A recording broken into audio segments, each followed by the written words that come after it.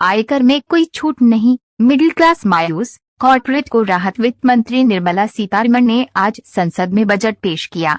उन्होंने रोजगार, मकान और शिक्षा आदि के संबंध में कई बड़ी घोषणाएं की। इस बार फिर से आयकर में कोई छूट नहीं दी गई। वित्त मंत्री ने इस बजट में युवाओं के लिए 60 लाख नौकरियां अवसर तैयार करने का वादा किया। वित्त मंत्री ने कहा कि इस बजट से अगले 25 साल की बुनियाद रखी जाएगी। यूनियन बजट 2022 क्या होगा? सस्ता कपड़ा, चमड़े का सामान होगा सस्ता, मोबाइल फोन और चार्जर सस्ता होगा, हीरे की ज्वेलरी सस्ती होगी, खेती का सामान सस्ता होगा, पॉलिश हीरे पर कस्टम ड्यूटी घटाई गई, विदेशी मशीनें सस्ती होंगी, खेती का सामान सस्ता होगा, इलेक्ट्रॉनिक आइटम सस्ते होंगे, जूते चप्पल सस्ते होंगे, आर्टिफिशियल गहने महंगे होंगे। केंद्रीय वित्त मंत्री निर्मला सीतारमण ने बजट में ऐलान करते हुए कहा कि आर्टिफिशियल गहने महंगे होंगे। इसके अलावा कैपिटल गुड्स और विदेशी छाते महंगे होंगे। Ease of doing business 2.0 launch किया जाएगा। वित्त मंत्री निर्मला सीतारमण ने कहा कि minimum government and maximum governance के प्रति सरकार प्रतिबद्ध है। 1486 यूनियन कानूनों के निरस्त होने के साथ ease of doing business 2.0 launch किया जाएगा। हम विश्वास आधारित सरकार के विचार का पालन करेंगे। आयकर में कोई छूट नहीं, मिडिल क्लास मायूस, कॉर्पोरेट को राहत। इस बार के बजट से मिडिल क्लास को मायूसी हुई है। दरअसल केंद्रीय वित्त मंत्री निर्मला सीतारमण ने इनकम टैक्स स्लैब पर कोई नई घोषणा नहीं की। इस वजह से इस बार भी आयकर में कोई छूट नहीं मिली है। वहीं कॉर्पोरेट को राहत दी गई है। कॉर्पोरेट सरचार्ज 12% से घटाकर 7% किया गया है। सौर क्षमता के लिए 19,500 करोड़ रुपए का अतिरिक्त आवंटन। वित्त मंत्री निर्मला सीतारमण ने कहा कि 2030 तक सौर क्षमता के 280 गीगावाट के लक्ष्य को प्राप्त करने के लिए 19,500 करोड़ रुपए का अतिरिक्त आवंटन किया जाएगा।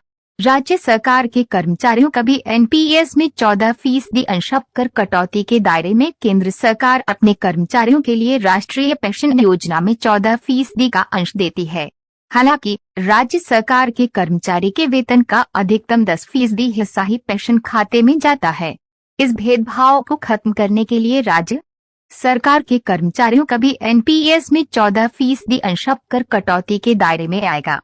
कटे और पॉलिश किए गए हीरे रत्नों पर सीमा शुल्क घटाई गई। वित्त मंत्री निर्मला सीतारमण ने कहा कि कटे और पॉलिश किए गए हीरे रत्नों पर सीमा शुल्क घटाकर 5% किया जाएगा।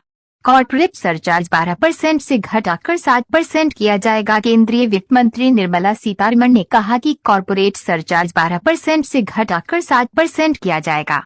रिकॉर्ड 1,40,986 करोड़ रुपए का जीएसटी संग्रह। केंद्रीय वित्त मंत्री निर्मला सीतारमण ने कहा कि रिकॉर्ड 1,40,986 करोड़ रुपए का जीएसटी संग्रह जनवरी में मिला। ये जीएसटी शुरू होने से लेकर अब तक का सबसे ज्यादा जीएसटी संग्रह है। आयकर में कोई छूट नहीं। केंद्रीय वित्त मंत्री निर्मला सीतारमण ने कहा कि इस बार भी आयकर में कोई छूट नहीं दी जाएगी। अब टैक्स के दायरे में आएंगी क्रिप्टो करेंसी। केंद्रीय वित्त मंत्री निर्मला सीतारमण ने कहा कि अब टैक्स के दायरे में आएंगी क्रिप्टो करेंसी। आमदनी पर देना होगा 30% का टैक्स।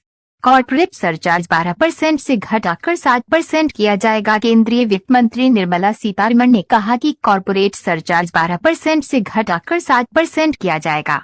वर्चुअल डिजिटल असेट से आमदनी पर 30% टैक्स। केंद्रीय वित्त मंत्री निर्मला सीतारमण ने कहा कि वर्चुअल डिजिटल असेट से होने वाली आमदनी पर 30% टैक्स लगेगा।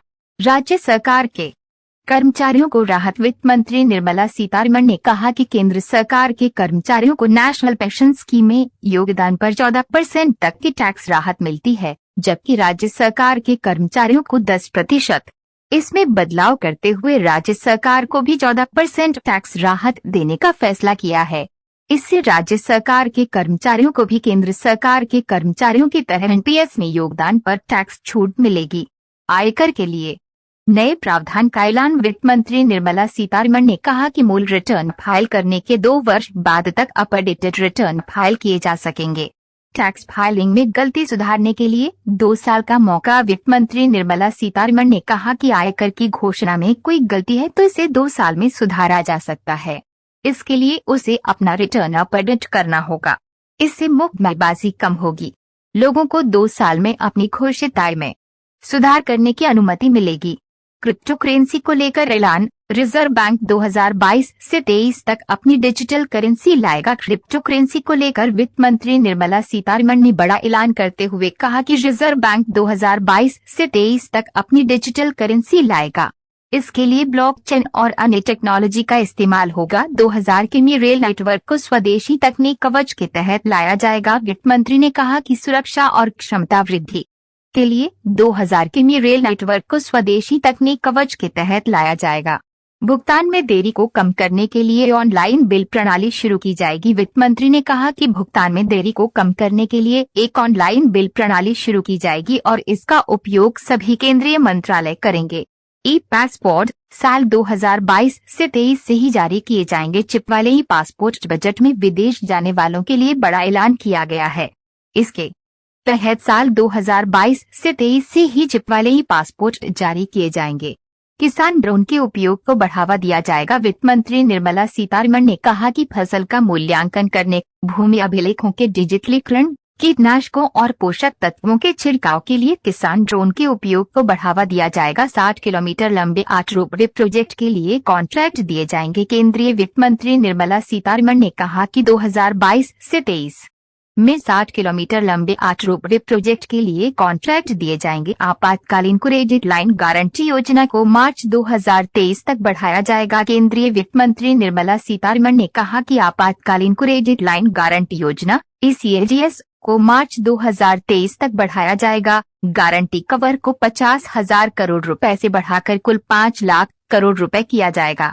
पीएम आवास योजना के तहत 80 लाख मकान बनाए जाएंगे। 2022 से 23 में पीएम आवास योजना के तहत 80 लाख मकान बनाए जाएंगे। इनके लिए 48,000 करोड़ रुपए का फंड रखा गया है। आत्मनिर्भर भारत से 60 लाख युवाओं के लिए नौकरियों के अवसर तैयार किए जाएंगे। वित्त मंत्री निर्मला सीतारमण ने कहा कि बजट से युवाओं को बड़ा फायदा होगा। आत्मनिर्भर भारत से 60 लाख युवाओं के लिए नौकरियों के अवसर तैयार किए जाएंगे।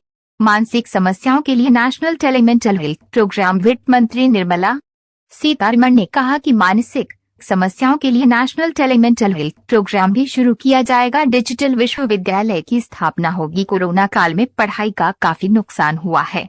उन्होंने कहा कि एक कक्षा एक टीवी चैनल को 12 से बढ़ाकर 200 टीवी चैनल किए जाएंगे। इसके अलावा डिजिटल विश्वविद्यालय की स्थापना होगी। 2022 से 23 के बीच नेशनल हाईवे की लंबाई 25,000 किमी तक बढ़ाई जाएगी। केंद्रीय वित्त मंत्री निर्मला सीतारमण ने कहा कि 2022 से 23 के बीच नेशनल हाईवे की लंबाई 25,000 किमी तक बढ़ाई जाएगी। अगले 3 सालों में 400 नई वंदे भारत ट्रेनें तैयार की जाएंगी। केंद्रीय वित्त मंत्री निर्मला सीतारमण बोली कि अगले 3 सालों में 400 नई वंदे भारत ट्रेनें तैयार की जाएंगी। केंद्रीय बजट में अमृतकाल के अगले 25 वर्षों का ब्लूप्रिंट। केंद्रीय वित्त मंत्री निर्मला सीतारमण ने कहा कि केंद्रीय बजट में अमृतकाल के अगले 25 वर्षों का ब्लूप्रिंट है। पीएम गति शक्ति से अर्थव्यवस्था को मजबूती मिली। केंद्रीय वित्त मंत्री निर्मला सीतारमण ने कहा कि पीएम गति शक्ति से अर्थव्यवस्था को मजबूती मिली है। 100 साल के लिए ढांचागत सुविधाएं बढ़ाई जाएंगी। टीकाकरण अभियान की गति ने बहुत मदद की। निर्मला सीतारमण कोरोना संकट के बीच हमारे टीकाकरण अभियान की गति ने बहुत मदद की है। मुझे विश्वास है कि सबका प्रयास के साथ हम मजबूत विकास आगे भी जारी रखेंगे। भारत के विकास दर 9.27% रहने का अनुमान। लोकसभा में वित्त मंत्री निर्मला सीतारमण ने बजट पेश करते हुए कहा कि भारत के विकास दर 9.27% रहने का अनुमान है। उन्होंने कहा कि ये विकास दर